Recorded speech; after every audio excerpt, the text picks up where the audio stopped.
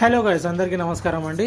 ఈ car problem ఏంటంటే, ఈ కార్ అనేది ఇంజన్ సీజ్ అయిందండి. ఎందుకు సీజ్ అయింది అనేది మీకు చెప్పాలనుకున్నాను. ఎందుకు సీజ్ అయిందంటే, కార్ ప్రాబ్లము ఇంజన్ ఆయిల్ చేయించి దాదాపు 1 year 2 months అవుతుంది. 1 year 2 months కావడం వల్ల ఏమైందంటే, అది 3 to 4 months కస్టమర్ అనేది కార్ నిల్చున్న చోట నుంచి తీయలేడు. కార్ తీయకపోవడం వల్ల ఏమైందంటే, ఆయిల్ మొత్తం లోపల గడ్డగట్టుకుపోయింది. గడ్డగట్టుకోపోవడం వల్ల ఏమైంది, అది ఫిల్టర్ అనేది పైకి తీసుకోలేదు. స్ట్రిన్నర్ ఫిల్టర్ ఉంటుంది కదా, సో అది పైకి మనకు పంపింగ్ చేయాలి. సో ఆ చాంబర్ నుంచి పైకి మనకు పంపింగ్ చేయాలి కాబట్టి అది చేయలేదు. సో చేయకపోవడం వల్ల ఏమైందంటే, కంప్లీట్గా ఇంజన్ హీట్ ఎక్కి సీజ్ అయిపోవడం జరిగింది. సీజ్ కావడం అంత మనకు ఆయిల్ అదే సప్లై అయింది అనుకోండి, మనకు ఇంజన్ అనేది సీజ్ కాదు. సో ఎప్పుడైనా సరే కస్టమర్ ఏం చేసిండంటే, చిన్న మిస్టేక్ కస్టమర్ చేసిన మిస్టేక్ ఏంటంటే, 1 year 2 months అయింది, ఇంకా నేను 4,000 తిరిగాను, ఇంకా కార్ నేను ఇంకా తిరగలేదు,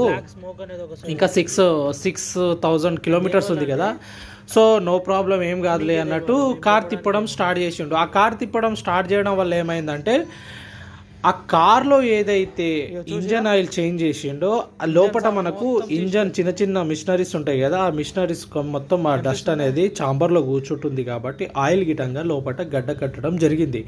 ఆ గడ్డ కట్టడం జరగడం వల్ల ఏంటంటే, మన ఇంజన్ అయితే స్టార్ట్ చేస్తాము, నడుస్తుంది, వెహికల్ నడవదని కాదు, నడుస్తుంది, కాకపోతే లిటిల్ బిట్ లోపల మనకు ఫిల్టర్ అనేది మనకు ఆ స్టిన్నర్ మనకు పైకి ఇంజన్కి సప్లై కాకపోతే ఇంజన్ ఆయిల్ ఏమవుతుంది, ఇంజన్ హీట్ అయి సీజ్ అయిపోవడం జరుగుతుంది. సో ఎప్పుడైనా సరే మనం ఒక 3 to 4 months మనం కార్ ఒకే చోట ఆపినట్టు ఉంటే, అప్పుడు మనం ఏం చేయాలంటే ఇంజన్ ఆయిల్ కంపల్సరీ చెక్ చేసుకోవాలి. చెక్ చేసుకొని ఇంకోటి ఏంటంటే, ఇంజన్ ఆయిల్ 99% చేంజ్ చేసుకోవాలి. చేంజ్ చేసుకోవడం వల్ల ఏంటంటే, నీకు ఇంజన్ సేఫ్ అనేది ఉంటుంది.